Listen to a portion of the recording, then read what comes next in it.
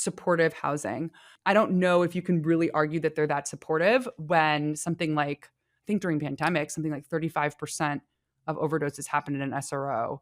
I'd have to double check that number, but that's sort of my belief. I would shut down the SROs. I'm like, I don't see any reason. I think that they all need to be renovated and brought up to code. I think we should be giving that housing to students and nurses and teachers and police officers and firemen. I don't understand why our city has decided we're just going to have this entrenched couple thousand people living in the SROs doing drugs in the streets. I think it creates like an epicenter of the drug crisis.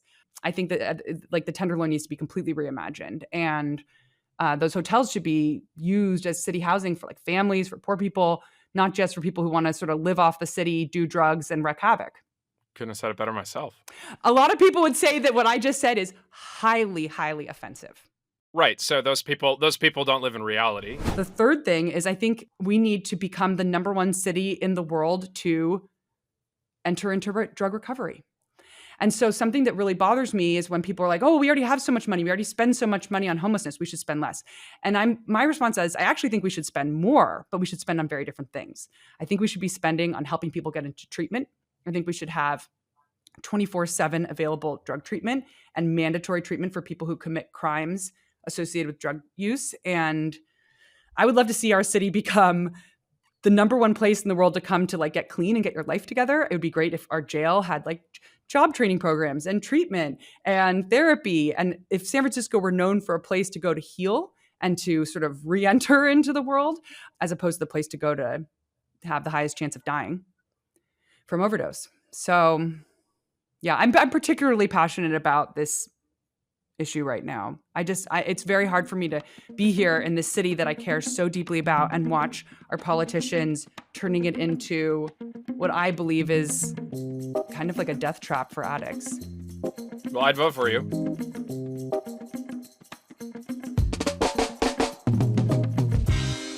Before we dive into Moment of Zen, I want to tell you about my new interview show, Upstream. Upstream is where I go deeper with some of the world's most interesting thinkers to map the constellation of ideas that matter. On the first season of Upstream, you'll hear from Mark Andreessen, David Sachs, Balaji, Ezra Klein, Joe Lonsdale, and more. Make sure to subscribe and check out the first episode with Mark Andreessen. The link is in the description. Hey, how's it going, Michelle? I don't know if we've ever met. Hello, we have not. Nice to meet you. Dan, she watched the Solana episode and was happy to see herself named positively as a supporting character. We're big fans on the show. It was very funny. I don't know if you know. So I'm right now trying to figure out: do I want to start a podcast, either as a way to continue what I do on Twitter, but open it up to a broader audience? Almost nobody I know, actually, almost none of my friends are on Twitter. Or just to do it on the side. I'm trying to figure out to do it on the side or full time. So it's funny you say that you don't have many friends on Twitter, yet you're kind of a Twitter micro celebrity. Like, how did that world happen? You know, there's like a crowd on Twitter, and it's not my crowd in real life. It's different. I would say especially, frankly, majority of my followers are men, and it's a national audience. So my female friends, I would say 90% of my female friends do not check Twitter more than once a month. And they probably only check Twitter if someone sends them a thread. Or some of them actually, they're like, I like seeing what you're up to. So once in a while, I'll log into Twitter and scroll through your feed to get a sense for what's going on. But they're not. Also, I'd say the majority of my friends don't really read the news. Why don't they read the news? What are your friends doing? Just find it depressing. Would rather not. Happier, mental health. Happier if they're not aware of what's going on in the world. But what do they do at that time? Instagram? Instagram. Oh, okay. So they don't use Twitter and they don't read the news, but they have an algorithm feeding them a bunch of information. They're not looking at news stuff on Instagram. They're looking at all their friends' pictures of babies and dogs. And I think if you get to the bottom of that feed, it just starts auto-generating like an infinite amount of content that is reveal preference on what you're interested in.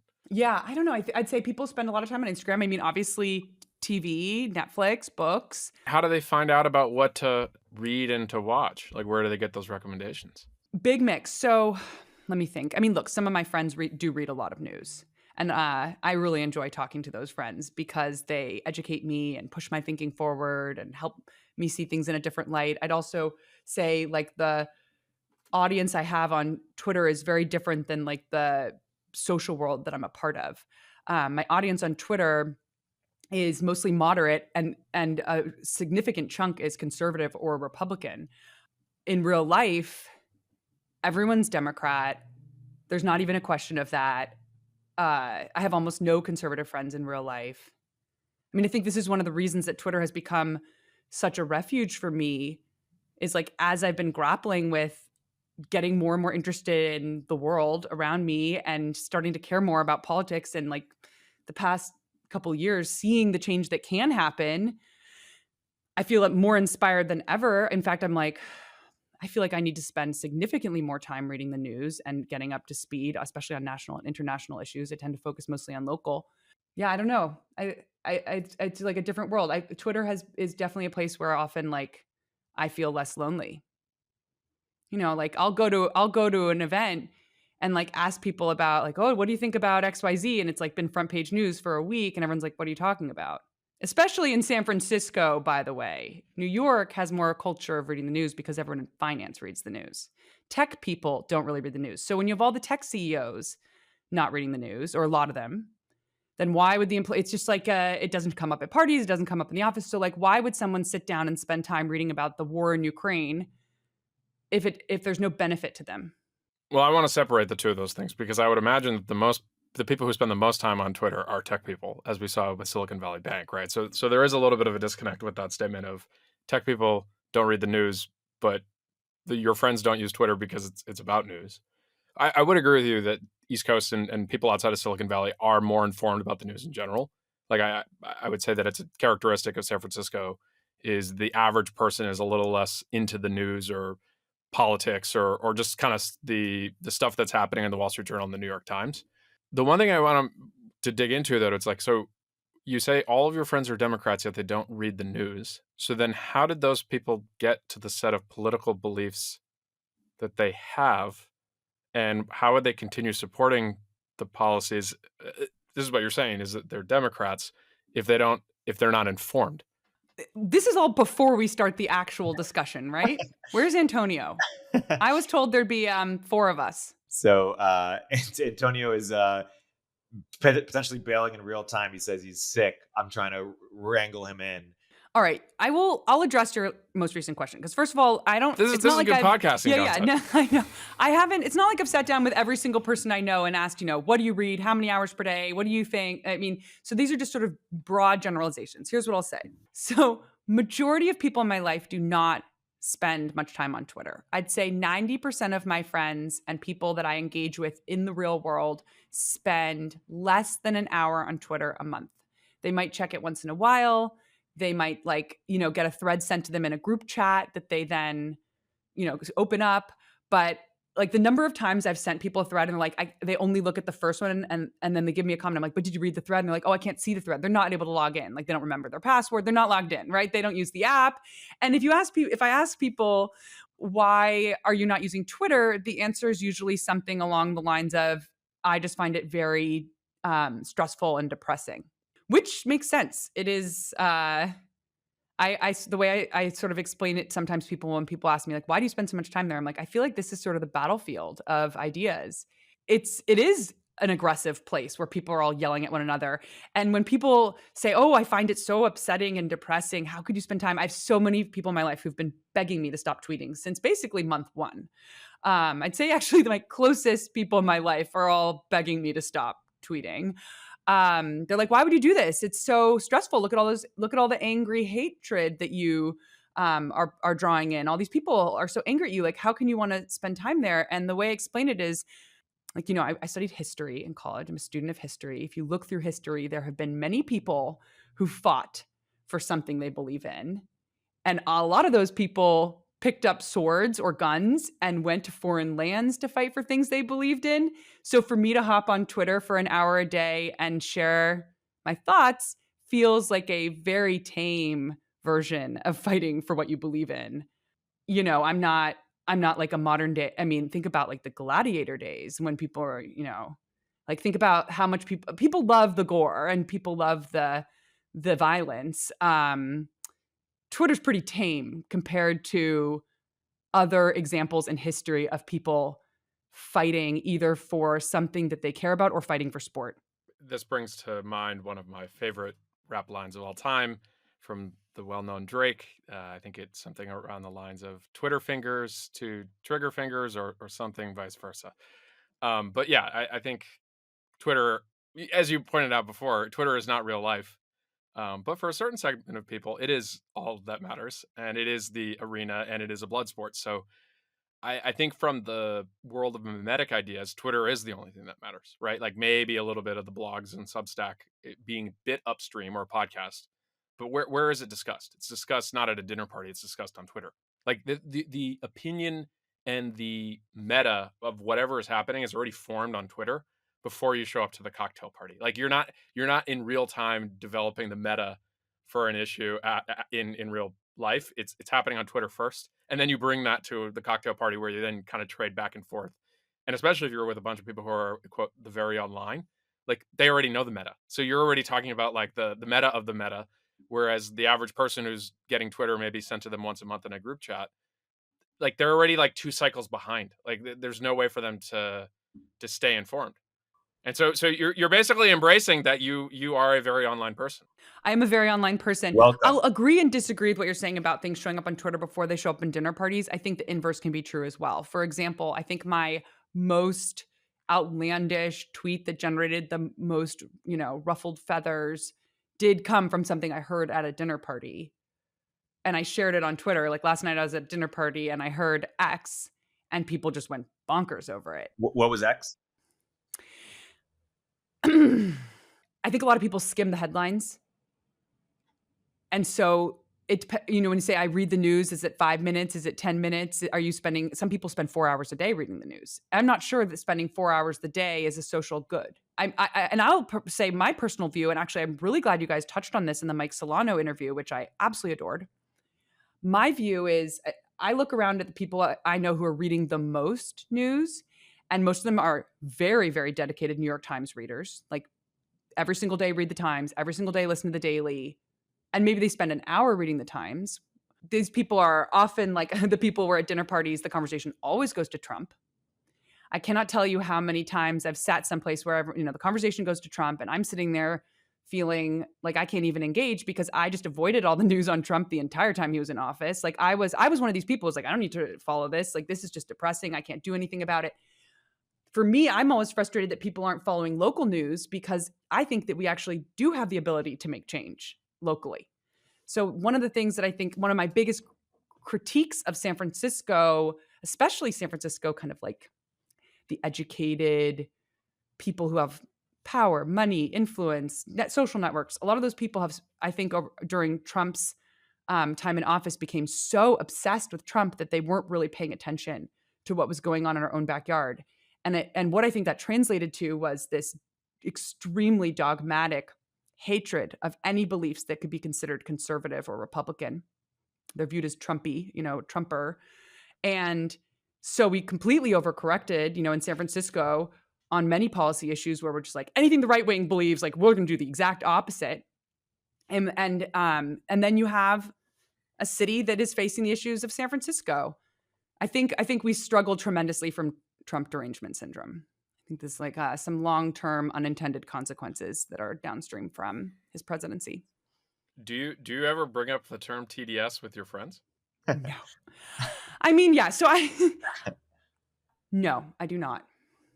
That's like a very coded online word of like you're basically a conservative if you believe in TDS. Because from my perspective, like anytime I talk to someone who's on the educated side, let's call it on the left, if you try to call, for those who don't know, Trump derangement syndrome, TDS, I think is a kind of phenomenon where basically people, to the point, they Trump bad, so therefore everything associated with Trump is bad. Republican and conservative associated with Trump, therefore Republican and conservative is bad. I do think from a historical perspective, though, that this has always been the case, and we just, prior to Trump, like we had 8 years of Obama, so the collective memory, and it was like way less online at that point. But basically people treated the Bush the same way. Hey, we'll continue our interview in a moment after a word from our sponsors. Secureframe is the leading all-in-one platform for security and privacy compliance. Secureframe helps you get SOC 2 audit ready in weeks, not months. and it's used by thousands of companies like AngelList, Coda, and Remote. I believe in the company so much I invested in it, and I recommend it to all my portfolio companies.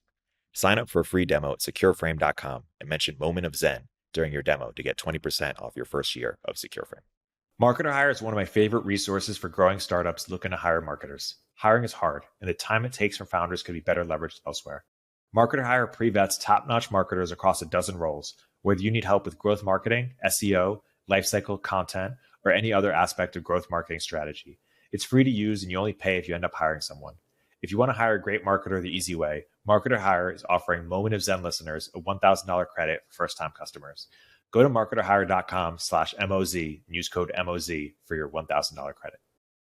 And now people like kind of have this Bush the painter, and he's kind of like a cuddly teddy bear. Yeah, war in Iraq, but that was neocons. It wasn't necessarily, but like people are, rosy picture version of Bush, but Bush was hated just as much, especially in a place like San Francisco. I wasn't there at the Yeah. time, but I was in high school at the time. I do think that's just always in vogue. But I do think Trump probably, coupled with how antagonistic he is, and the fact that he was tweeting every day and creating a news cycle, was unprecedented relative to the modern era. How about that? Right, like Bush Senior didn't generate that level of hate. What was the thing that you, the most controversial thing that you heard at a dinner party? Oh God. Okay, before we go down that path, You do we tweeted need to it like already. start over again and start from I'm curious what you want to talk about today. I'm not sure I want my leading lines here to be, oh, all my friends don't read the news and don't care about the world. Like, Don't worry. This is a casual talk show podcast. We kind of just launch into it. Michelle, welcome to Moment of Zen. thank you. That's all I was waiting for. Let me give context so that you don't feel like you're being blindsided. I was just kind of picking on the comment, my friends don't read the news, because to be fair, I think most of the people I interact with in real life, they don't spend too much time on the news, or to your point, they like one click in terms of skimming headlines. I probably have, I would say, 5 to 10% of friends who they spend a lot of time reading news, that they do that for entertainment. They tend to be the ones where you go out to dinner with them and they want to just, all they want to do is talk about the latest story. That is the zeitgeist for that 24-hour period. But I think that the problem with the news is it takes an enormous amount of time to get to a level of comprehension where you're able to parse all of this information that's coming at you, have the historical context, have the modern context, and kind of like understand how all the pieces fit into each other, like in term from a systems thinking standpoint, like how U.S. politics works, kind of who all the players are, like what are their backstories, like who are they beholden to, like kind of fitting that all in your head. That takes up a lot of space, and so if you're not willing to actually do that, just arbitrarily saying, "Oh, I'm going to start reading the news today," it's like, well, you better have Wikipedia handy and a few hours to like get informed on this, because otherwise it's just kind of this deluge of information that it's very hard to make sense of. So I think it's a very natural strategy for most people, given that they don't want to spend that much time, to skim the headlines, and thus the headlines being written by editors with a kind of very distinct point of view from the paper, right? The classic journalist thing is like, oh, I didn't write the headline. I wrote the article, but I didn't write the headline. Well, if you're writing the headline and most people read the headline, maybe the first paragraph, you're going to tend to edit it in a way that will kind of create a certain impression, even if in the story they can then go point, oh, well, we had that quote, or we did mention that in paragraph 7. Well, it's like, if the de facto way people read the news is those little snippets, that's where some of these games, I think, start to happen. And if that is a widespread pattern, which I do think it is, then I think people tend to have these kind of like somewhat surface level opinions because they just haven't invested the time. And that's not a judgment on them. I actually don't think it's productive for most people to be going and reading news at to the extreme level. That said, I do think, I mean, this is a broader topic, but like a baseline level of historical knowledge or understanding, if you're a person who's basically saying, hey, I'm an educated person in society and I kind of want to have opinions on how we should be doing things, you can't obviously test for that, but to a certain degree, like when you don't exist in that frame and have an understanding of especially history, um, you end up in situations where you're electing prosecutors in San Francisco who let fentanyl dealers and kind of like convicted felons out on the street, who then repeat whatever crime that put him in jail to begin with. And so I think my point of view is actually a lot of it is just ignorance around, like, we've tried a lot of things in the past and they didn't work, and maybe we should understand why those things didn't work before we make those same mistakes again. This is a meaty topic. I mean, there are many different things to respond to there. This didn't work in the past is, I think, one of my least favorite phrases. I see it so much, especially because I am very, very vocal about fentanyl and meth and the destruction that I think they are causing in our country. And the nonstop response is, oh, we already had a war on drugs and it failed. Failed policies, failed policies. It's already broken. And there's like this immediate jump to just say, oh, and then I'll ask, like, how do you define failure? Like, why do you believe this? And there's a lack of nuance. What do you think we tried and failed with in the past on the war on drugs for fentanyl and meth? This is an issue I'm pretty passionate about as well. I think it's the single most important issue in the country that we're not putting resources against at a national level. First of all, the war on drugs was a 50-year period ish. I think that the first time that I the still phrase think came it's up going was in- on. Yeah, so it's still going on. It started in like the 70s. It's like the right? war on So- terror. You don't ever stop having a war on terror or a war on drugs. It's just kind of an ongoing thing. Although I'd say that the activists that I am sort of opposed to, yeah, I mean, okay. Let's start with the fact that the drugs were very, very different back in the 80s and 90s. You cannot even begin to compare crack and heroin to meth and fentanyl. They're completely different levels of toxicity. So where you could do heroin for 20 years and survive, that's not going to happen with fentanyl. Like no one's can do like this. The numbers are showing the chance you're going to die are tremendous. Additionally, you can do crack and you can quit and you'll be fine for the most part. Meth does tremendous damage to the brain. So the longer someone's using meth, the more damage their thinking is, their decision making. Like these are seriously destructive. Additionally, with the overdoses of both of them, every time you overdose, you stop breathing and your brain is deprived of oxygen, which does tremendous damage to your brain. So when people say things like, oh, we just need more overdoses to be reversed and everything will be fine, it's actually not true. We have people now, like tens of thousands of people in California alone, whose brains have just been eviscerated by these drugs. The longer we sort of let people stay in the streets and keep doing them, the more damage that will be done until they eventually die for the most part. I don't think there's very many people who are hooked on meth and fentanyl who like wake up one day and decide to stop doing those drugs, but that definitely did happen for people who were doing crack and heroin. Wait, but so I agree with all that. Let's go back to the point of what's been tried in the past, what's worked, what's not, right?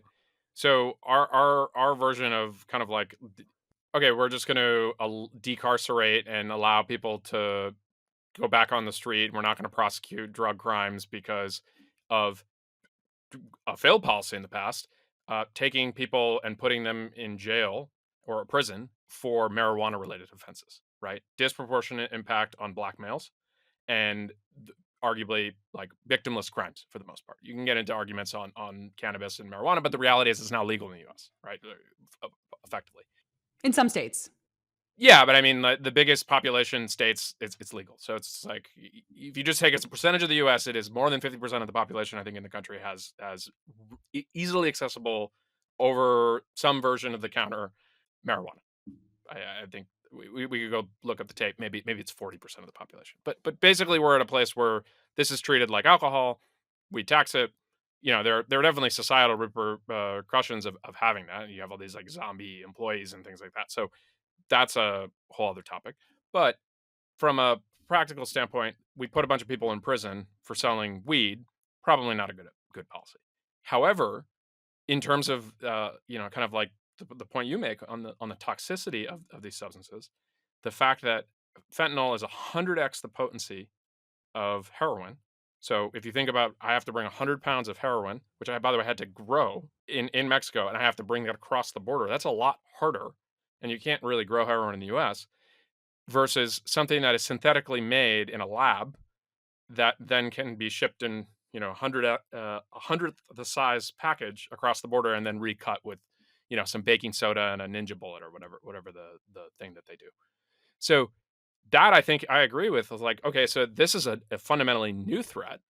And we should have a new set of policies to deal with this. Like, so I'm totally in favor, but like, part of that is like you should have the understanding of the history, like you outlined. It's like we're not dealing with the same thing, but that's a historical knowledge set that you have that I think the average person, if you were to ask your, kind of the average educated person, they don't have to be left or right. It's just, they have some baseline of education, and you were to ask them, you were to say,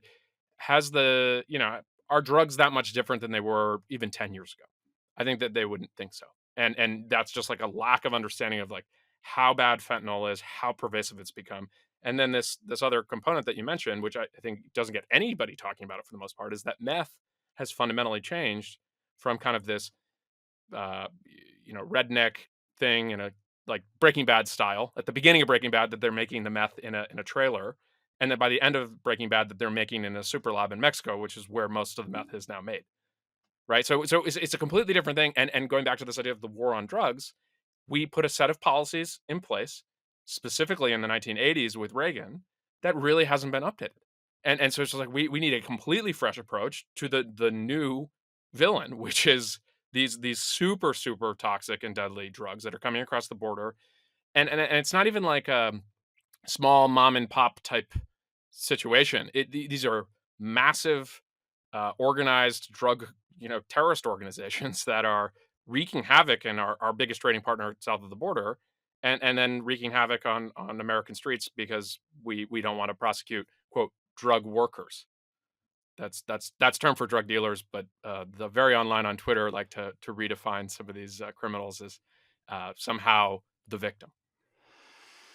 Mm-hmm. Yep. How do you? I just released last week a 2-hour episode of my new podcast called Notes from the Front with Sam Quinones, who wrote the book Dreamland, and then The Least of Us, which is about the new meth and fentanyl crisis. So we go into tremendous amount of depth on everything you just said. Wait, so that's where I know most of this stuff from. So You read his book? Now I'm going to recommend that podcast to people because I always want people to read both of those books, and then they don't go read them. So listening to a 2-hour podcast on this topic from the guy who wrote these books, I think it sounds great. I got to shorten it. I'm getting feedback it's too long, and the first hour could be shortened up. So that might be on my to-do list for later this afternoon. But yes, the drugs are completely different. I think in some ways, I'd push back on one thing you said. You said we need a completely new approach. I'm not sure we need a completely new approach. I feel like every country in the world has been dealing with drug problems for centuries, right? If you go to Singapore and you go to the Singapore Museum, they have a whole exhibit on opium war and what happened in Singapore at the time when opium was exploding there. They had like 500 opium dens, and thousands of people were getting highly addicted to opium, and they were spending all their money on opium instead of food. And so they were starving to death, and they had hundreds of people dying of starvation. And they show these pictures of people lying in these opium dens. It's like black and white photos. You see, and they look like Holocaust survivors. Like 20 men lying there smoking pipes, rail thin. Look like they're on the brink of death, which they were. So Singapore made a dramatic decision. They're like, we are shutting this down. We can't have all our people dying of starvation because they're addicted to drugs. Like, no more, the party's over. We're shutting every single opium den in town. So they shut the hundreds of opium dens. They instituted very, very strict laws around dealers. And I just asked ChatGPT the other day, how many drug overdose deaths a year does Singapore have? They have about 10 deaths a year. Meanwhile, the United States... Didn't they execute all the drug dealers also? But they didn't execute that many people. I mean, I talked about this with Balaji. He's like, yeah, they execute like 5 people over the course of a decade. No, when they made that policy, though. Oh, yeah, they did. Back in the 1800s. Yes, they were very strict. I don't know how many people they ultimately prosecuted or executed or what, but they certainly cracked down and it solved the issue. They have extremely, extremely strict laws on drug dealing. When you land in Singapore, there's a big sign that says drug traffickers will be executed, I think it says, or will be, right? It doesn't say they will be prosecuted. They will be, it's very strict. They have 10 overdoses a year. We have 100,000 overdoses a year. So, and it's mostly young people who are overdosing in our country. This is not like a bunch of 80 and 90-year-olds who have a lot of comorbidities are dying natural deaths. This is like, these are unnecessary deaths. Like none of these deaths need to happen. So then the question becomes, how do we feel as a society about having 100,000 people a year die? I mean, they certainly can't speak for themselves about what policies they think would have saved their lives. They're gone. And this is the thing that's just infuriating me about San Francisco government is the people speaking on behalf of the addicted, I mean, I'm not sure what their goals are. If the goal is to save lives, you would have a very different set of responses than what we're doing right now. Right, but I think the root causes, to your point, we have drug dealers, they're not held accountable. And they're not Yeah.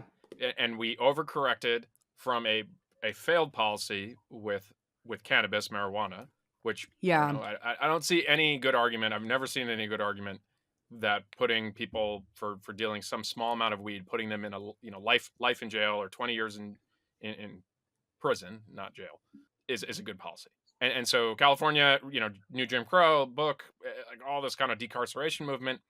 Actually, I think generally probably a good thing to not have as many people in prison.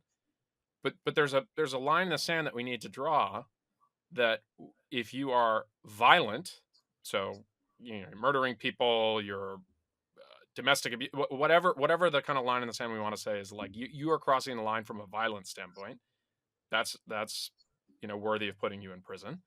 And then we have to have a line in the sand around certain types of drugs, which at a federal level, we already have schedule like classes of substances. So that to me needs to be updated in a way where there are federal penalties, and then because if the states don't want to do it, you have to have the federal stuff. And so a drug dealer on this corner in San Francisco, at Fifth and Market, if you have fentanyl on your possession, like we need to figure out ways of being able to prosecute, especially if the local law enforcement is too progressive and woke to say, oh well, this person's a drug worker and they didn't have the same educational opportunities, so dealing fentanyl is not as bad, right? But like, it's a completely broken set of policies. And so if we can't do it at the California level, which admirable that you want to try to change it at a local and state level, we should be updating it at a federal level, because it's coming. Not, technically California has a border, so it's a national issue, right? Fentanyl kills people in Chicago. There is no direct source of fentanyl in Chicago. It's coming across the border in Texas. And so that's where I think as a society, I agree with you. We need to make this like a top priority. And I would love to see someone running in 2024, or maybe it takes the next cycle, 2028, running as a national issue, as like a top issue to solve, because it's, to your point, it's the leading cause of death for people under the age of 60, right? Is fentanyl overdose. And we have all these stupid policies in San Francisco around wearing masks and for COVID, and the number of COVID deaths relative to was lower in San Francisco than fentanyl deaths. Yeah. 2x. What's the mask policy for fentanyl? So we let the drug dealers continue on the street. I think the book, The New Jim Crow, had a tremendous impact. And there were a lot of issues with that book. I can't remember where I read a good critique of it, but there were a bunch of things left out of that book. That book was really, I read like half of it. The argument that it makes is so emotionally triggering. I think, yes, it basically makes the claim, or, it says thousands and thousands of people were unfairly and, unconscionably sent to prison because of dealing marijuana. And so I agree that that was wrong. I think, I don't think that selling marijuana should be treated like a violent offense. And the outcome of that is, yes, you have all these people now who are like, you can't arrest drug dealers. Like, that's just wrong. And like, look what, it's racist and it hurts people who are trafficked and poor and this and that. I think that and this is an example where it's like, we used the wrong policy on the wrong drug, and now it has hurt our ability to use that policy on the drug that really needs it. I agree. So it's like, what's worked in the past, what hasn't worked in the past. We got to make sure we understand that, and then apply like the new set of facts on the ground to update the issue. So one thing on the new Jim Crow book, which I do recommend people at least try to listen to a podcast or read, because it is pretty influential. Like when you talk to folks who are very into like progressive, like whether that's DAs or I think it really is kind of upstream of a lot of that. If you just go look, and the FBI has actually started to reduce the amount of information I think that they put out from crime statistics, because statistics start to get racist, so they've changed their policies. But pre-COVID, so if you go to like 2019 crime statistics, when they used to just kind of report this stuff, they also have incarceration statistics. And over the last 10 years, there's been a significant amount of decarceration at the I think state level more than the federal level. But it shows the reason people are in federal prison and then state prisons, and then what percentage are in private prisons versus like real government run prisons. There isn't a lot of juice left to squeeze on the prison time thing. They removed, especially in California, they removed a lot of people from prison for the marijuana related offenses, and so now you're starting to get into offenses that are pretty nasty. It's like murder, rape, violent assault, battery, like so you're now getting into a world where, okay, did those things actually happen or not? Uh, I'm sure there are cases where they didn't happen, but unless you think that the entire justice system in the U.S. is completely corrupt and doesn't work, which I think there's a group of people who would try to tell you that. Yet then, when the the police officer who was responsible for the death of George Floyd uh, got put in prison by a jury, then the justice system isn't corrupt. So it's not a completely consistent system. When the justice system goes the way they want, they then say it works. When it doesn't, the system's corrupt. But I think generally, if you were to just step back and say, outside of some of these antiquated laws, there's another law around crack cocaine treatment versus cocaine treatment was like a white versus black thing, right? It's like crack cocaine was inner city black, disproportionate impact. More people went to jail than if you're kind of like a white person who was using regular cocaine. Like those laws didn't impact you as much. But I think just generally, that decarceration movement, like there's not much more juice left in that lemon. And so what you're getting is now it's like, well, bail is bad, and like keeping a violent criminal off the street is racist because white people can get a bond, bail bond, and black people can't. And so I think that's where you see these stories in San Francisco now of like violent felon gets picked up by the police. The progressive DA, and this happens in LA too, because Gascon used to be in San Francisco. Um, they let the people out right away, and then they go and commit a new crime in the time that they're supposed to be before their hearing. But I don't know. I'd be curious. Like, so what do you think changes in San Francisco? Like, people have been saying this for the entire time I was there for the 10 years. Oh, we're gonna change the city. We're gonna get a new mayor elected that's you know pro building, pro fixing Market Street, the Tenderloin, and that hasn't happened. So what do you think? And you said you listened to the Salon episode, so I'd be curious on your take of like, how do you fix San Francisco? Public hangings, of course. My other most. You heard it at a dinner party. Yeah, no, that one. All right, I'm happy to discuss that actually if you want to go there. But my understanding is that things tend to go in waves in society of kind of more or less strict around crime. If you look back at the 1980s and 1990s, it was not ultimately white, wealthy New Yorkers who were pushing for the crackdown on drugs. It was moms, mostly Black, from places like the Bronx and Harlem, who were begging the city to crack down on drugs. They're like, this is ruining our community and our neighborhoods and our children. Crack specifically was linked to an enormous amount of crime in New York in the 90s. And I read a fabulous book on this by Bill Braden. He was the chief of police under Giuliani. And he at one point in the book, it's like 2/3 of the way through, he talks about a conversation he had where he went to all the top people in the police department and was like, what percent of crime do you think would be gone if we crack down on drugs? And some people were like 30%, some people said 70%. Basically, everyone agreed, like, if we go after the dealers, crime is going to plummet. And so that's exactly what they did.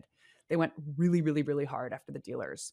They swarmed areas that were known for drug dealing. They'd have like a ton of cops descend and arrest a ton of people. It happened very quickly. In the course of a couple months, they arrested just tremendous numbers of dealers, and crime did plummet.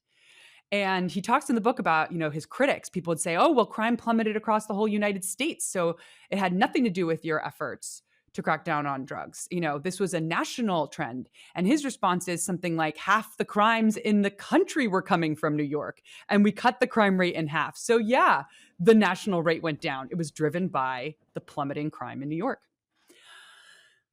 I think what it will take for things to change in San Francisco is, it's sort of like the message needs to come from the right people. I think that when the people of the Tenderloin say this is out of control, or when people who are like the people who are really affected by what's going on here, I think that, when homeowners start seeing their house valuations go down, I think things are going to change. I think it has to come from the right people. I think someone like me, like I can share stuff online, and my goal is to like sort of shine a light on data or maybe alternative points of view. But ultimately, I don't think a bunch of people in, say, Pacific Heights saying we need to change our policies around drugs are going to have as much as of an impact as the people from the neighborhoods most impacted. And what do they say? People in the neighborhoods most impacted. Oh my God, they're like the Tenderloin, people that live in the Tenderloin, all the immigrants with children in the Tenderloin are infuriated. And I'm really curious. I mean, they're just like, why should our children have to walk to school through this drug scene? And so why isn't it changing? Because you're saying the right people need to say it. People in Tenderloin, they are saying it, or they're feeling it. So what needs to happen that's not happening? I think public opinion needs to shift more. I think things have to probably get a little worse before they get better. It needs to sort of become so obvious that you can't deny it. Right now, our politicians are still pushing for safe injection sites. That's their answer to the drug crisis. They're like, we need safe injection sites, overdose reversal sites. I did some analysis this morning, and they're saying things like, "Oh, our overdoses spiked the first 3 months of this year, and that's right after we closed the safe injection Tenderloin Center. So obviously it's because we closed it and we need to have more safe injection sites." This morning, I actually pulled all the overdose data from 2020, 2021, and 2022. And instead of looking at how many overdoses we have in the first 3 months of 2023 and comparing that to the last 3 months of 2022, which I think does not make sense at all. There's all these factors around weather and like sort of cyclical things like people doing drugs in the middle of a rainstorm in a tent is very different than like out in the streets in the hot summer. If you compare the months that the safe injection site was open to the months it wasn't, so compare January to January, February to February, et cetera. Out of the 11 months that the safe injection site was open, in 7 of those months, more people died of overdoses in San Francisco than before the site was open. No one has shared that data. That data has not been published. Like, I just put it up today. It's going viral. But like, my question is, does the mayor know this? Is that why they shut down the $22 million experiment? Like, where's the, like, someone must know this. Like, I'm just very befuddled about how no one did this analysis. It feels like a very simple, it took me about 15 minutes to do the analysis. I know I'm kind of going down a rabbit hole here. I guess I think things change when we are held, there's more accountability and honesty. But why do you think people aren't holding them accountable, right? Like, where's the journalists? Because this issue became political. And the left has one set of beliefs and the right has another set of beliefs, and no one wants to budge. I think the left says the war on drugs was bad. The war on drugs failed. You can't reduce the supply. You're always going to have supply. You've got to fix the root causes of addiction, which are poverty, mental illness. And there's this narrative and there's like these talking points and there's zero data from what I can tell to back it up, but it is deeply believed and to an almost religious-esque. I think it's religious-esque. And you look at all the activists in town. I mean, like anyone who has differing beliefs from these is like chased out of town. Like if I weren't from here, I would have been chased out of town a long time ago. Like the people are infuriated at me for what I'm saying. I'm giving the alternative point of view.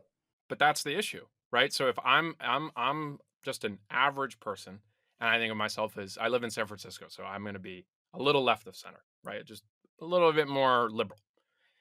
The person who ends up being my representative, just by virtue of the city, is going to be much more liberal than I am, right? And because that's just the nature of the city. And so now that person certainly doesn't want to get points taken away by the very online liberal people or the progressive activists in the state of California. And so if you do anything that crosses the kind of like set of beliefs that, to your point about like, oh, the war on drugs is racist. Like that's basically the decarceration, don't prosecute drug dealers on the street. So you're not willing to do that. You basically just don't engage with that issue as the supervisor, because you realize that if you say anything that could be coded as, oh, now you're racist, you're gonna get the progressive side of the party really hitting you hard. And so now if I'm the average person, I don't hear my supervisor talking about it in any way that is coded towards like what I'm supposed to believe. And to your point about people not reading the news, like there's already not going to be any coverage of it because as if I'm in that world, I don't want to rock the boat. So basically, you get like these issues really have to bubble up, and it just becomes a talking point on Fox News nationally of like, look how bad San Francisco is. But that actually has a negative impact on the perception from the average person because now Fox News is talking about it. So therefore, it must be fake. Like it's the opposite of whatever's happening. When the reality is it's probably closer to what Fox News is saying. I'm sure they're exaggerating it than the kind of inaction that is not being taken at the kind of local level. Yes, I completely agree. Tribalism. What you're talking about is tribalism. Team Blue. We're on Team Blue. Good liberals. We're all good liberals here. The other thing is, to your point about news, there is no local news anymore. Like how many reporters does the San Francisco Chronicle have? One. And then how many people are actually reading that every day? Oh yeah, that's actually been really surprising is how few people read local news. And now that they're paywalling so many things, I'll send articles to people and they're like, "Oh, sorry, can't read it. Can you send me a PDF?" I'm like, "You live in San Francisco. I have heard you complain about this city hour upon hour and you don't subscribe to the Chronicle?" Like how? Right. So you hollowed out the local information consumption with these online platforms that are designed for global, right? Like you want to see the global blood sport, like the very online of like what is the issue du jour globally, right? Like on team blue versus red or left versus right. And so it's like you're spending more time, not you, but like the average person is spending more time about what Chris Rufo is saying about critical race theory in Florida or Virginia than you are about your local issue, right? And it's like talk about things that you have no impact over, and it really doesn't matter. But like who's actually making the issues more local? I mean, you're doing it on Twitter, and like this is like more people should be using Twitter. Gary Tan is doing it, right? And you're taking the arrows from folks who are either hiding behind anon accounts and just saying terrible things to you, or people who are willing to do that with their real name. I don't know. Like I Was looking for this tweet that I saw today where it shared this philosophy of a journalist from back in the day. I can't remember, but it was something like, "This is not show business." There's a book I read by Matt Taibbi called Hate Inc. And it tracks how the media became increasingly polarized because they basically were rewarded financially for doing so. The more you stoke outrage, the more you rile up your base. You get people like reading eyeballs in a world of ads. That's what drives profits. And this is actually something that I've been thinking about a ton. I feel like there's a real lack of moderate media. And in my opinion, all the media should be moderate, right? Like maybe could have some blogs or I'm like astounded at how there's such a lack of conservative, like respectable media. I mean, also I would say almost everyone I know in San Francisco, New York is not watching Fox News. So not aware of how much San Francisco has been attacked. Some people watch it just to sort of see the other side. But when you have a society where everyone's reading the same things, mainly the New York Times, and the New York Times has become, I would say it's no longer center left. I think it's left. It's an echo chamber. This is why I'm considering starting a company around this. Although I'm not, Erik and I were just discussing this. I think that there's a real gap in the market here. I don't know if there's a market in that gap, but I think there's an absolute lack of moderate media. And that doesn't necessarily mean you take the middle of the road stance and everything, but it means you would look at alternative points of view on things. I would bet you 99% or more of the people that work at NPR are registered Democrats. I like, that's like a sense I get. And I would bet you that 99% or more of the people that work at the Chronicle are registered Democrats. It makes sense why a lot of people aren't reading the news if they don't trust the news, right? If you don't trust the media, why would you engage with it? I think we have a real breakdown of trust. So two things to respond to there. So I think one, from an intellectual honesty standpoint, I think the right was the first to kind of make this move in terms of real the quote hating.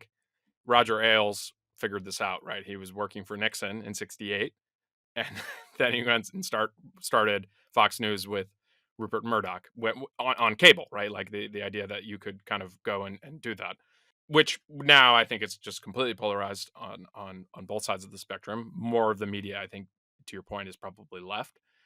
I don't think there is any right wing respectable, like the Wall Street Journal is the closest thing to it, because you would say that the news section is probably moderate or center left, and then the editorial page is much harder right. But I think that the challenge of news, and this is something I've talked with Solana, is that, to your point, most people don't want to read news. Like they don't. It's like too depressing for them, or it. And I think there is this, from a historical standpoint, the reason newspapers were popular is there was no internet. So it was just a bundle. It was a bundle of all of the different things that potentially you'd want to see every day, right? It was your actual, like, national news, local news, like, opinion, the comic pages, the classifieds. Like there's a zillion different reasons you would buy this bundle that was the daily newspaper, and you might got exposed to a little bit of the stuff on the side, right? In the same way that if everyone was using Twitter or a feed app, TikTok or Instagram, which I still think, I would imagine that the average person is exposed to a little bit of news through those apps. You're getting the bundle of that daily delivery platform of information, and based on the editorial, the algorithm, you're gonna see other things, whether it's on the front page or as you're flipping through. And so that's where I think, I could be wrong here, but I think that the market for actual news is very, very small. It's like weird people like us who actually, like, we find it interesting and entertaining. And then the average person, they're kind of like, hey, I have so many hours outside of like work and kids. Like, just give me something that's interesting and entertaining. Like, I don't want another thing. It feels like homework, right? I wish I read the news a lot more. I agree. It is very depressing generally. And what I'm really seeking is more investigative analysis that is sort of beyond politics. Like, I was thinking about this today. I went on a walk with my dog and I was like, wouldn't it be amazing if there was a media company where every single person on staff was a registered independent? What would they produce?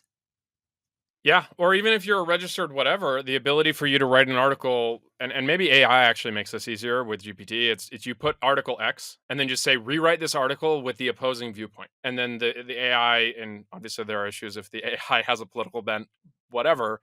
The AI does have a political bent, by the way. I've been fighting with ChatGPT nonstop. I'm trying to make it create debates between Margaret Thatcher and Barack Obama on harm reduction.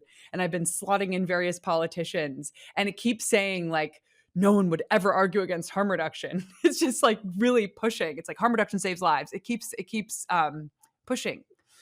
Yeah, I would say I'm having a trust issue with Well, you'll have to wait ChatGPT. for Truth GPT from Elon to be able to have them spar against each other. But I Oh my think God. that is actually one interesting thing to think about, is like if you basically get to a world where you have a bunch of competing LLMs or whatever ends up replacing them, and you can say, hey, team of rivals, right? To use the Lincoln phrase. Um, just take this article and write three versions. Write the most neutral version of it, write the most left leaning version with citations, and right leaning, and then and then you have another AI synthesize the three, and it's like who made the best argument or who had the most points or whatever. Like I think that we're on the verge of actually having some of that happen, and to give biology credit, like he had been talking about this for a long time, of like the idea that you could have a Chrome extension that would rewrite the article for you, and now we're actually at the point where the technology is capable of doing some of this stuff. Can I pop in here for a second? So, Dan, I'd be curious to know, do you think AI will replace podcast hosts? Because, as I've been thinking about launching some sort of moderate oriented media organization, the question sort of gnawing at me in the back of my mind is like, well, why won't AI just replace all this? Like if I can have AI create a 300 word op-ed in the voice of Margaret Thatcher critiquing San Francisco's drug policies, like, why do I need to write that piece?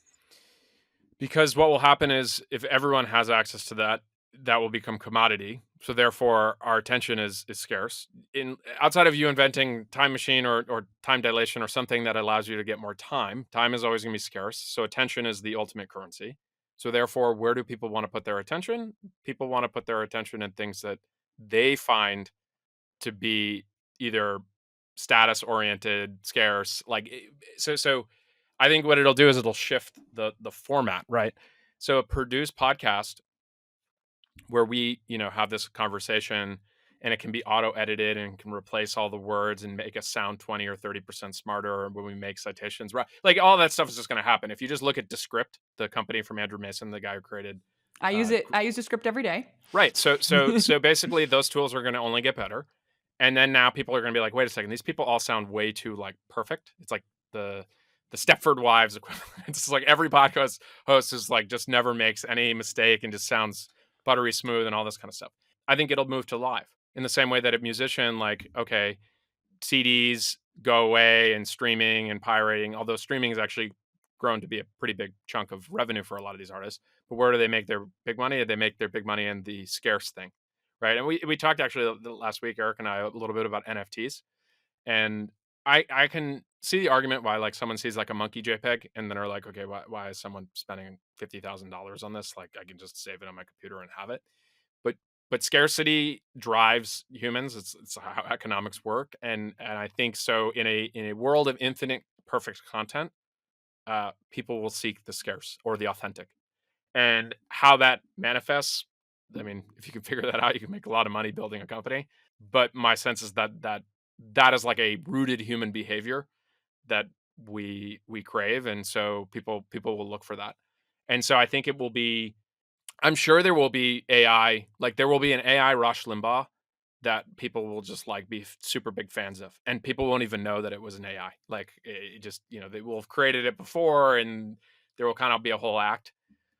But I think that there will always be opportunities as like an actual human to appeal to other humans based on that kind of authenticity, status, and scarcity, and it's just the form of that. I'm not exactly sure how to play out. I know Eric's cooking up some AI podcast hosts. That's the way to grow his empire here. And we know Miami is now the capital of all things hard tech. So you have the best AI engineers in Miami to help you work on building that podcast AI company. Exactly. Michelle, if you were magically mayor of San Francisco, what would your platform be? 3 things.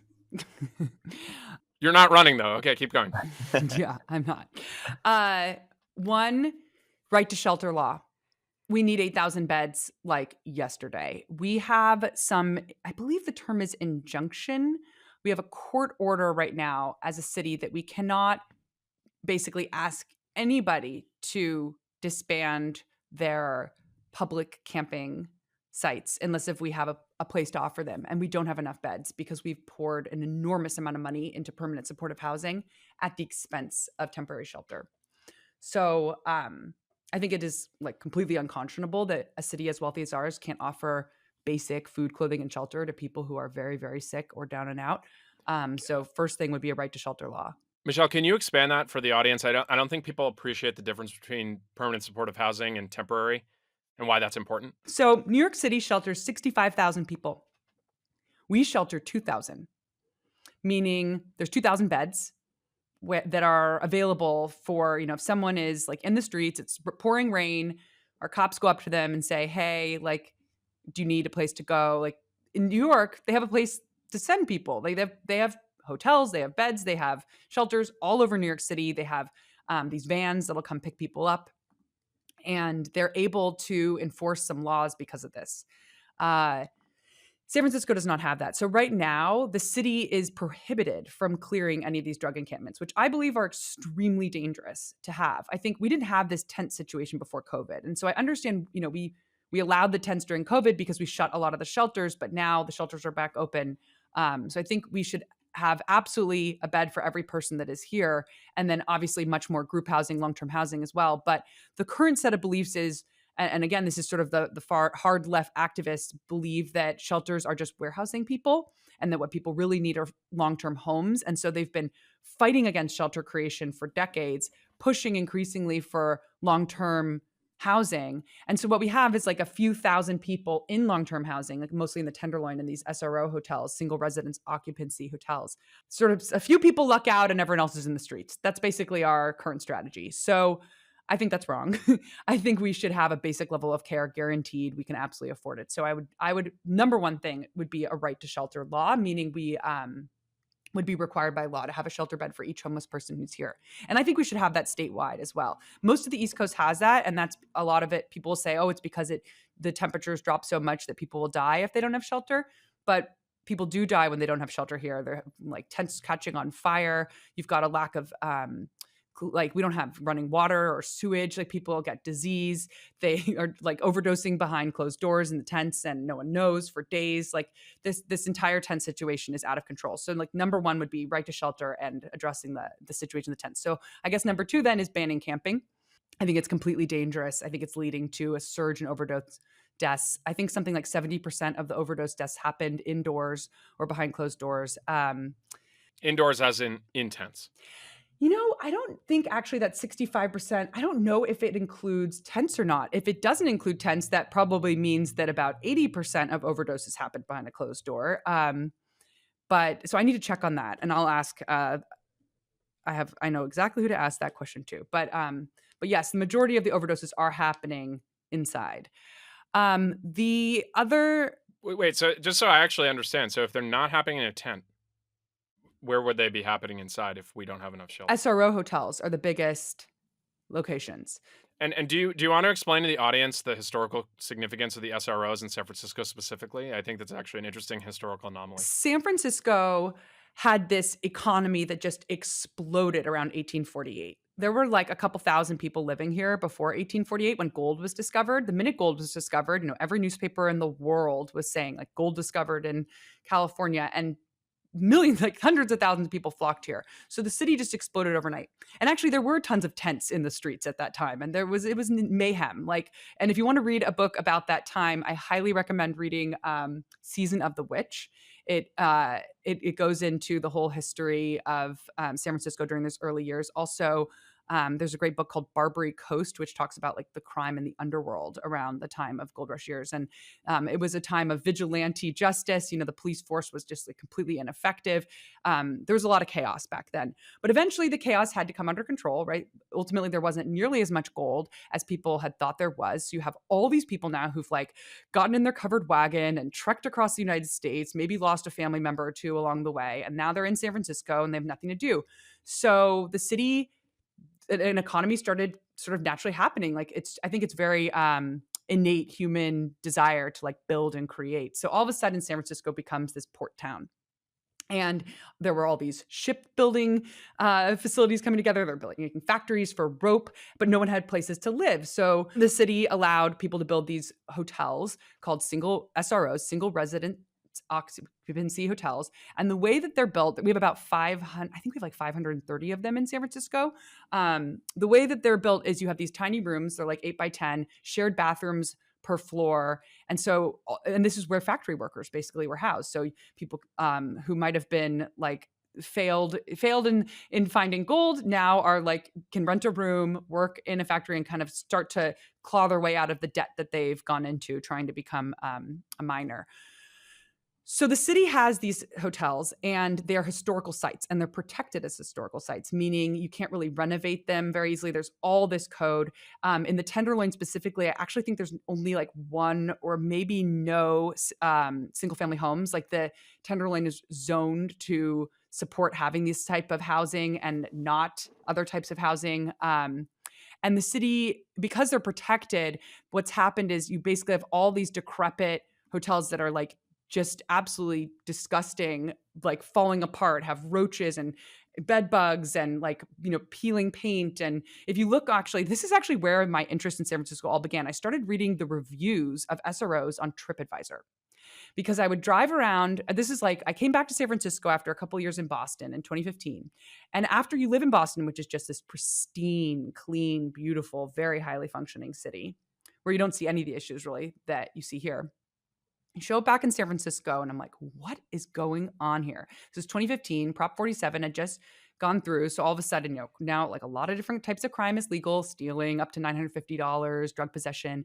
And San Francisco looked the worst it ever had, and especially in the Tenderloin. So I started researching these SROs, reading the reviews, and it sort of became clear that these hotels where the city contracts to have people stay at about $200 a night often. I mean, it depends on the contract, but they'll have these contracts where they guarantee a certain number of beds for residents of San Francisco, and they have become sort of long-term housing facilities for people who may or may not be here, who may or may not be contributing in any way to the city. Like most of the people I think don't work, but they're basically long-term supportive housing. I don't know if you can really argue that they're that supportive when something like, I think during pandemic, something like 35% of overdoses happened in an SRO. I'd have to double check that number, but that's sort of my belief. I would shut down the SROs. I'm like, I don't see any reason. I think that they all need to be renovated and brought up to code. I think we should be giving that housing to students and nurses and teachers and police officers and firemen.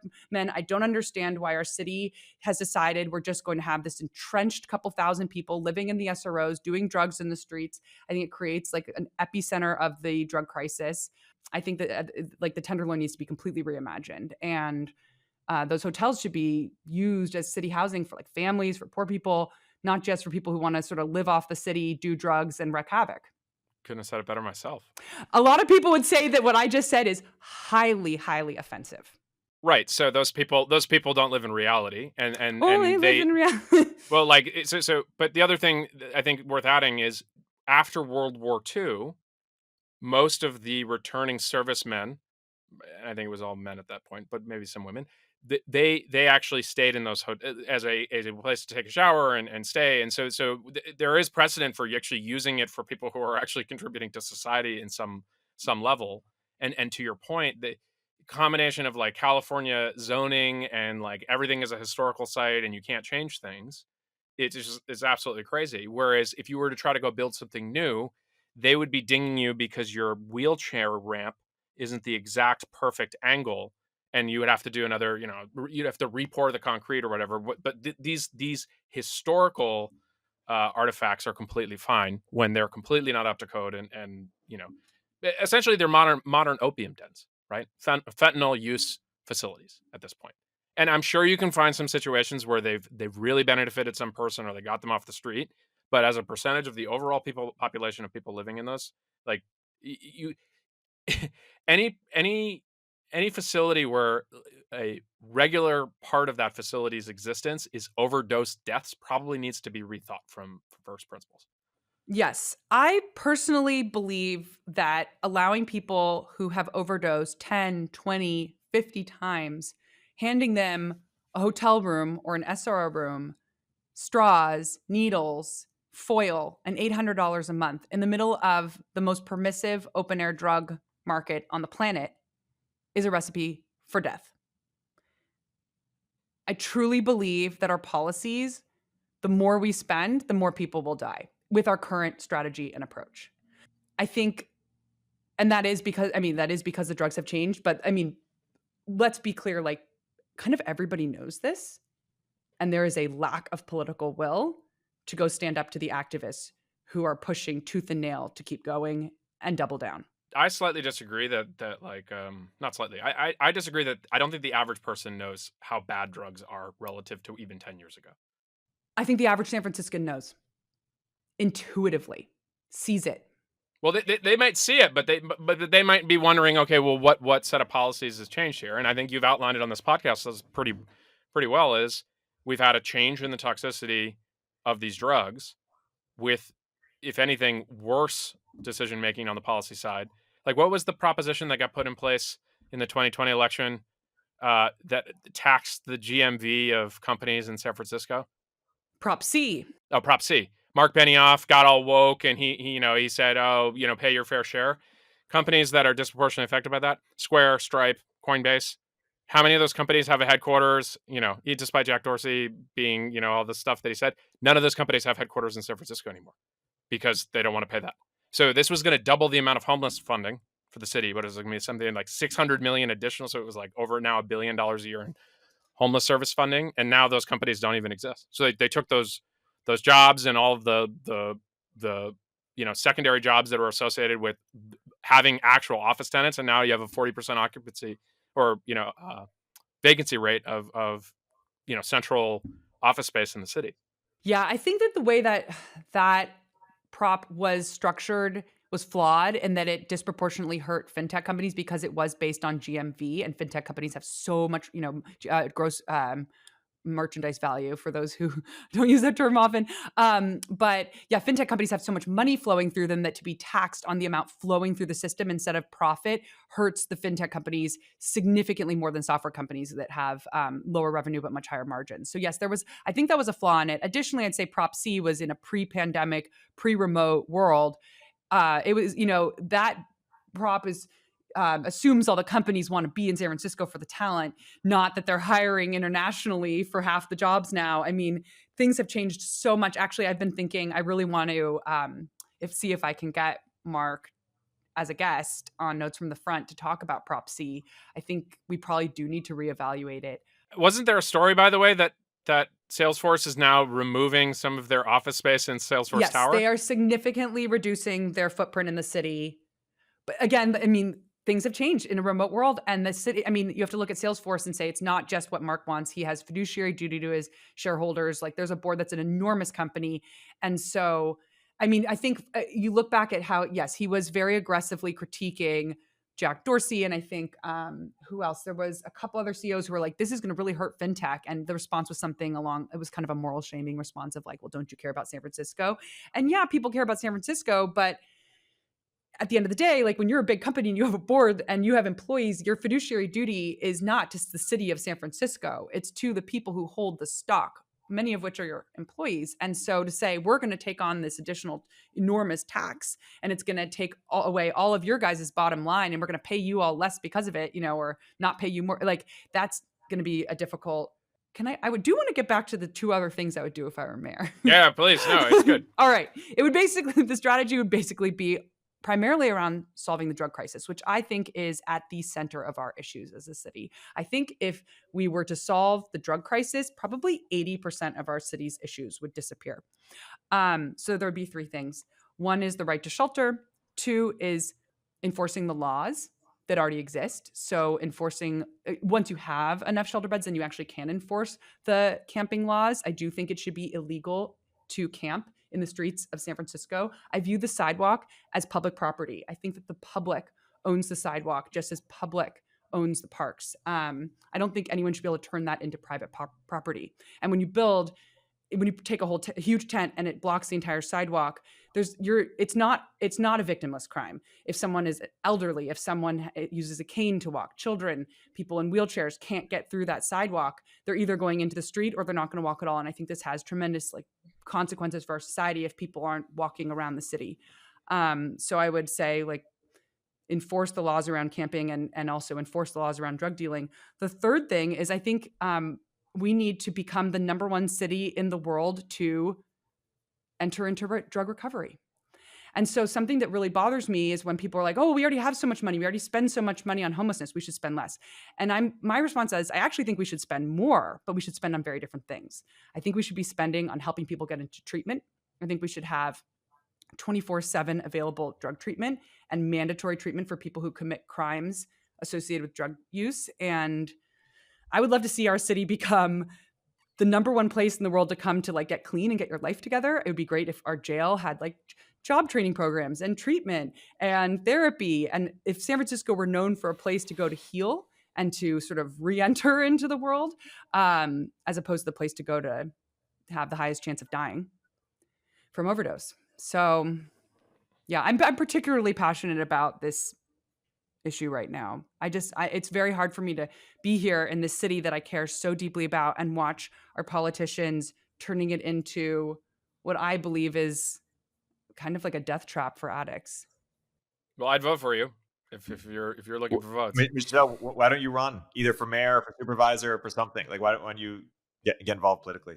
Yeah. So I get this question all the time because I talk a lot about politics. Be like, why don't you run for office? I think that there's a skill set required for office that it's unclear if I have, namely being more political. I've pissed off a lot of people with the things I've said. I think that I have a lot of room for personal growth on this front. I can say things that come out the wrong way and really anger people. I think the chance that I would be elected in San Francisco is very low, given some of my beliefs and the fact that I'm not sort of politically aligned with the majority of the people here. Additionally, I don't want that job. It just looks so brutal. When I think about the 3 a.m. phone call on, the city is flooding and, the electrical, like all the stuff that's going on, I actually think London Breed or Mayor Breed has a lot of strengths as a mayor. And I look at her and I think there's no way I believe that I could do a better job than she, or even like a fraction. I don't have experience in politics. I think maybe one day I would run for supervisor once I have more leadership experience under my belt. But what I'd really like to see are more people with tremendous leadership experience stepping up. So people who've run really big companies, who've managed really complex P&Ls. Like I would love to see those people running. And I like the role I play right now. I like that I'm sort of like a, I don't know, provocateur on Twitter. I like being an activist, and I don't think I want to make that my full-time job. So basically, it's a mixture of I don't want the job, I don't think I'd be very good at it, and I don't think I would win. Well, let me just outside opinion. So if you don't want the job, that ends the conversation. But hypothetically, on the other points that you brought up, one, I just say that sounds like imposter syndrome, and it's like no one is qualified to do anything. Just like go do it. Like I actually think people put way too much emphasis on prior experience or credentials. Like you have a handle on the issues, you have tactical things to go solve, and like you're kind of able to articulate all this stuff in a way that, frankly, I don't hear many people do. So I would say that like don't wait for some number of experience. Like in the vein of Silicon Valley, if you want to go do it, I think you're going to find a lot of people on the supportive side. That said, if you don't want to do it, you don't want to do it. But yeah, I think that the challenge with politics is, I think, going to another issue though, is I think a lot of capable people look at that job and it goes, there's not a ton of upside here, right? It's like I I know what the issues are. I probably, if you put me in position to actually go solve them, I feel like I could.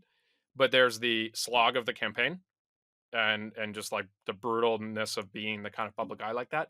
And then when you're there, it's not as easy as if you're running a company and you're the CEO, you get to make a decision. You have to work through the bureaucracy and the process and things like that. And so it requires a very special type of person who's willing to deal and be patient enough to deal with all that. But I don't know. I would say I think that the challenge with San Francisco, and I always say this to Solana as well, if not you, who? Like these people just don't materialize, right? Like Well, I would argue we have some really great people right now in office in San Francisco. in office right now, Yeah, they're just outnumbered. So it's an I'm open a air drug big market. fan. I don't know if they've materially changed. It's about the balance of power. So it's about the progressives having power. I think the next election things are going to change. I think that the moderates completely lost their voice and were bullied into silence during the Trump years.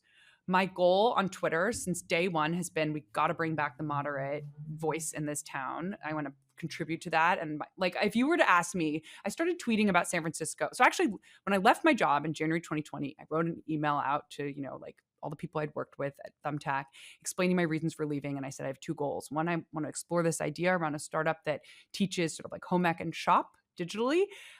So life skills, that was called Life School. I ended up shutting it down. And the second thing is I want to become more of an activist in San Francisco. And if you were to have talked to me in like March 2020, April, May, and I was getting these questions like, what's your goal? Why are you tweeting so much? It's like, my goal is to start a moderate movement. That was my goal. It's like the moderates have no voice in San Francisco. They've been bullied into silence. I think that voice is bigger now.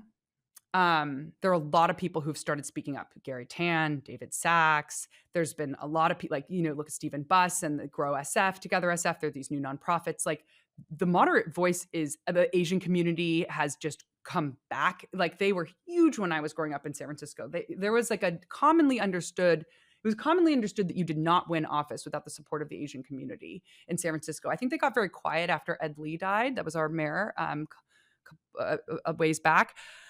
They're back. I don't think there's any individuals that have necessarily like become really prominent figures in the Asian community, like the way that Rose Pak or Ed Lee was, but that is simmering. We are very, very close. The Board of Supervisors is 11 seats. And right now there are 6 progressives and 5 moderates. And of those 5 moderates, one is kind of like unclear if it's actually, I'd say 2 or 3 of them. They're sort of progressive / moderate. There's really only one true consistently moderate person on the board, and that's Catherine Stefani. She's my district supervisor, District 2. I'm a huge fan of her. I think she's fantastic. I'm also a fan of some of a bunch of the more progressive leaning members of the board. I'm a huge fan of Raphael Mandelman.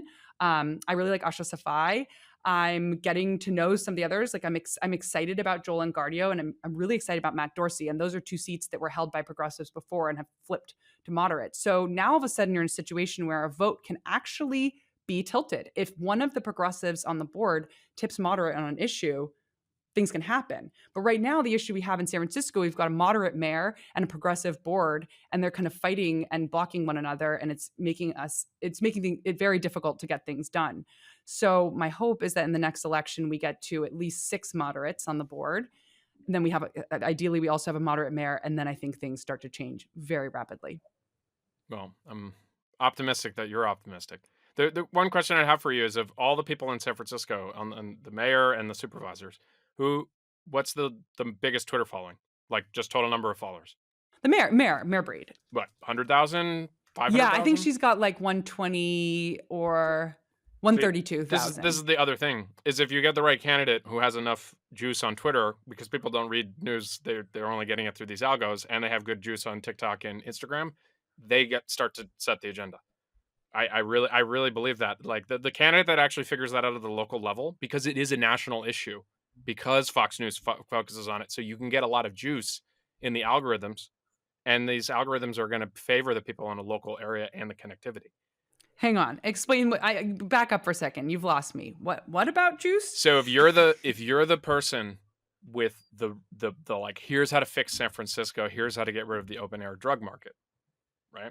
You are going to have national fans, like people who live in Jacksonville, Florida, who watch Tucker and listen about how bad San Francisco is, and your tweet about like how bad San Francisco is shows up, and they hit like or follow. That overall Twitter juice, and you'd have the progressive say, oh, outside influence is Republican, backed or whatever. But the reality is actually having a massive amount of distribution on Twitter, on Instagram, on TikTok, YouTube, is a competitive advantage. And I think, yes, like, AOC understands this. Trump understands this. But I think that the average local politician doesn't really grok that. I mean, just look at how easily Mike Solana can ratio Dean Preston, right? And so that is the ARB, in my view, of if you want to change San Francisco, is you have a national interest in this city, because it is just like the set of failed policies. And if you can be the equivalent of Giuliani, and not necessarily actually Rudy Giuliani and the set of exact policies that Rudy Giuliani put in place, because going back to the New York thing, they did stop and frisk and a whole bunch of stuff that after it did all the things to make New York all clean, then they were like, oh, well, that's racist. And whether or not that's true, but like, you can argue, like, they did they lower the crime rate in New York City. And so going back to San Francisco, you need, I think, a Schelling Point person who has a national audience, because people do not consume things at a local level. They consume it at a platform level. And so you need someone with the juice. And that's why I always say to Solana, it's like, you've got more followers than any of these people. Like, that's who the candidate needs to be to set the agenda. Yes, you do need of the 11 supervisors, you need 6. But in terms of being able to drive the kind of like movement, I think you need reach on across those like major social media platforms. That's my 2 cents from the side. Okay, I'm gonna share with you the alternative point of view, because I heard it recently. I talked to someone who is going to be running for mayor, and it hasn't been announced yet. And this person said, I've asked my advisors, should I care about Twitter? Because I have a very small Twitter following, and like, I think maybe I should grow it. And the advisors are like, don't worry about it. Only 10% of San Francisco is on Twitter.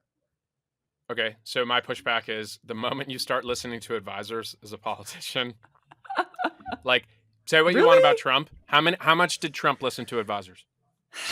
I have no idea.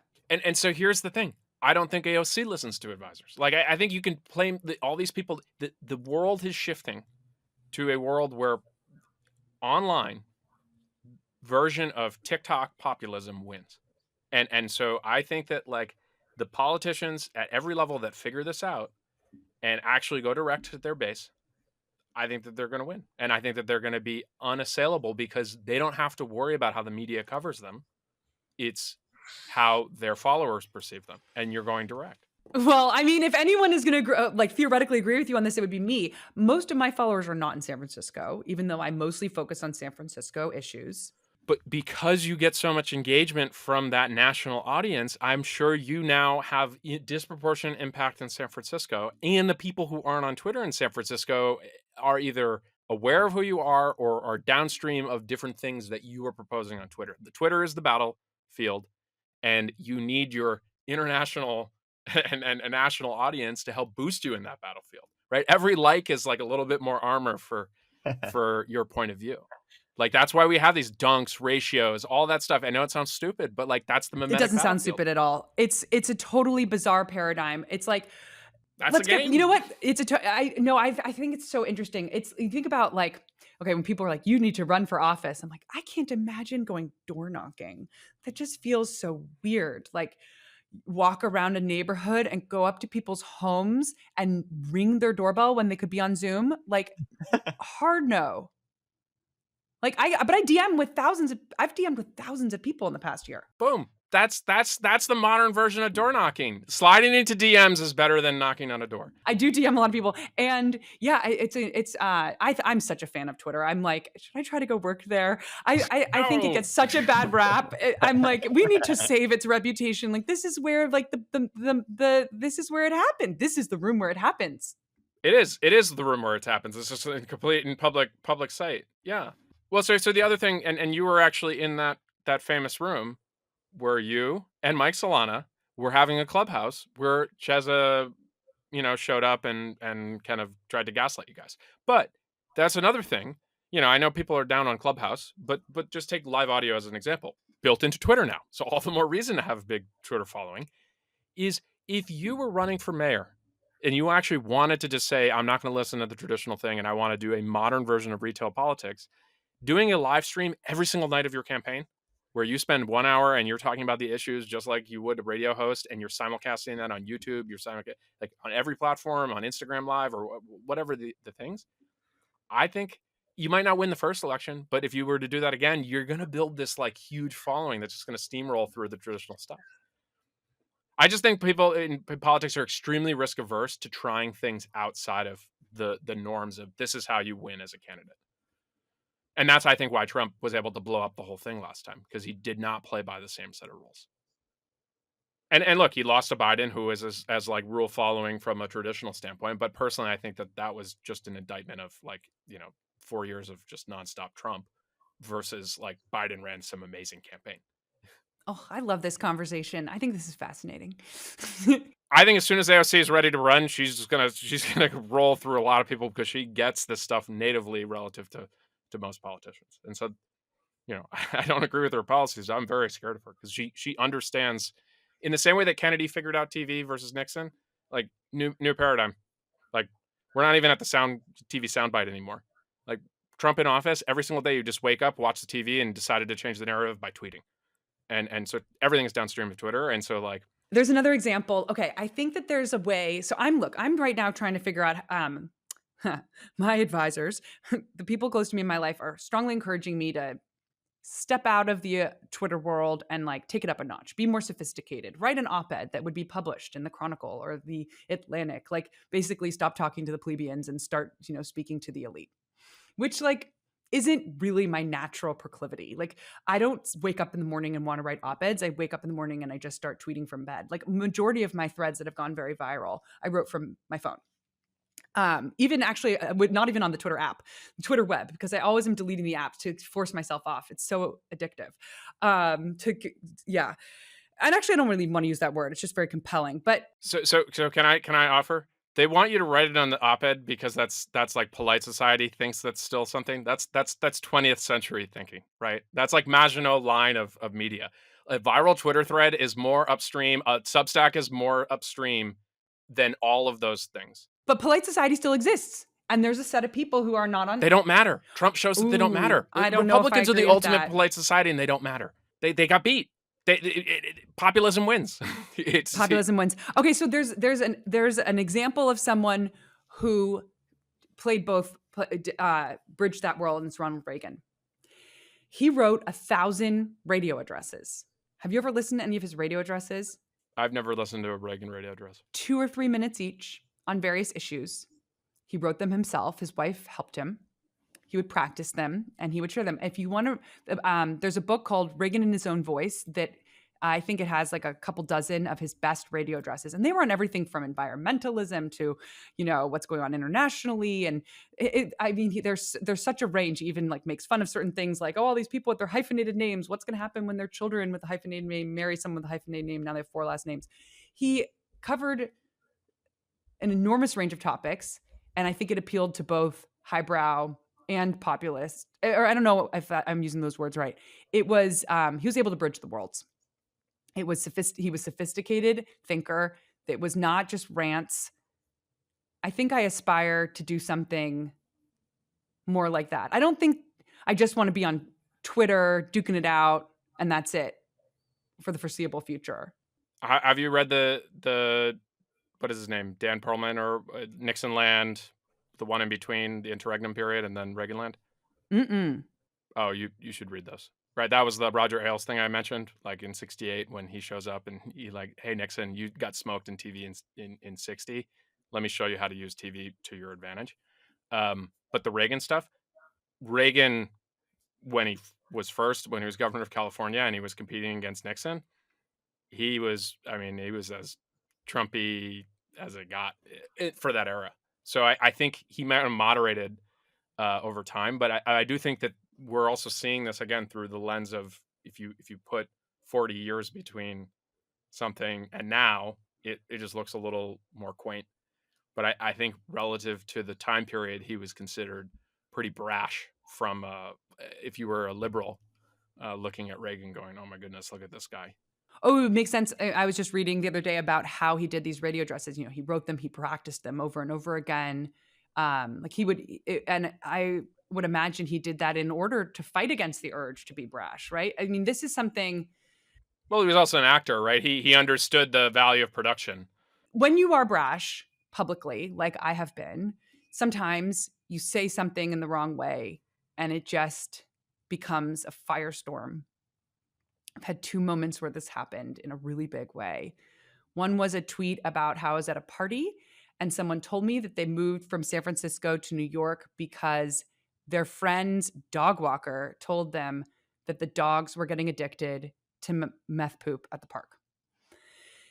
Now I wrote this tweet that's like, last night I had a party, heard this. And to me, the reason to share that was like, can you believe this is what people are saying? Like, how can people be speaking like this at a dinner party? Like, this is a problem, that this is the rumors happening. And actually, I don't know if I was saying this is the problem, but I shared it, right? It's sort of, I shared a rumor basically.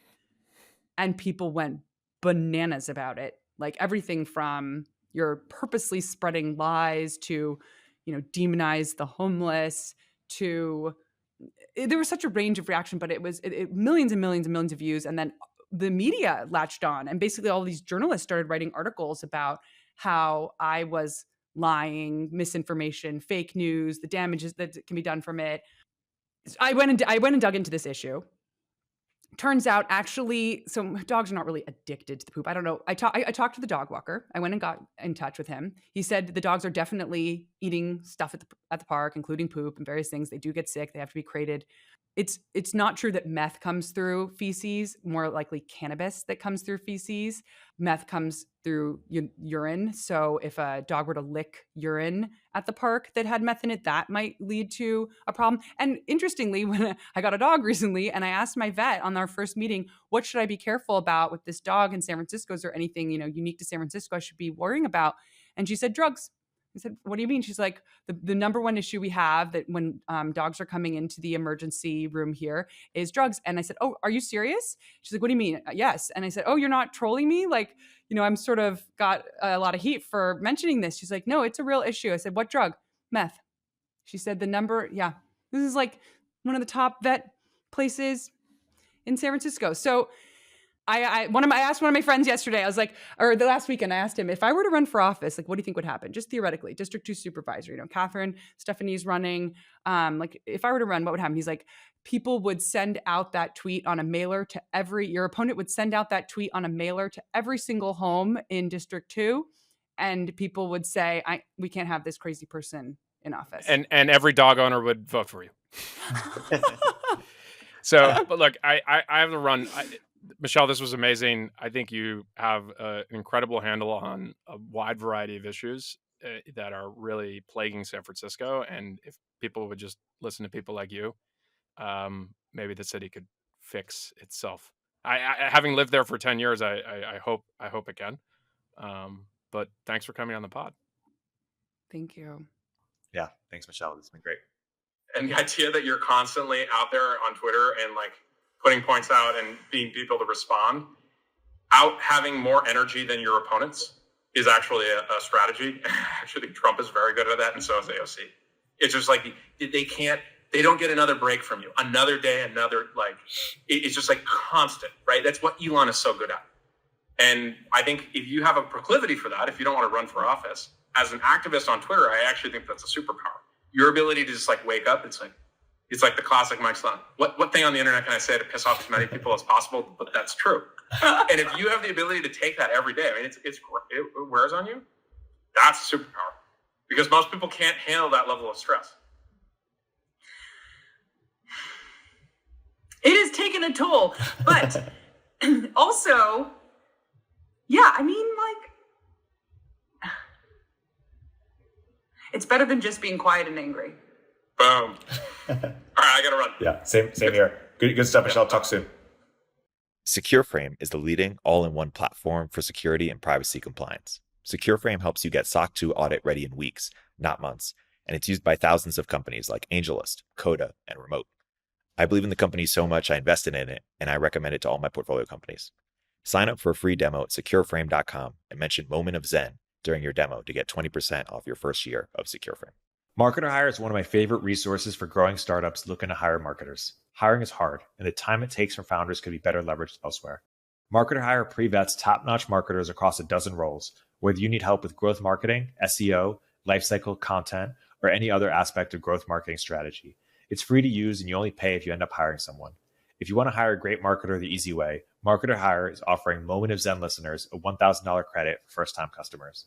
Go to marketerhire.com/MOZ and use code MOZ for your $1,000 credit.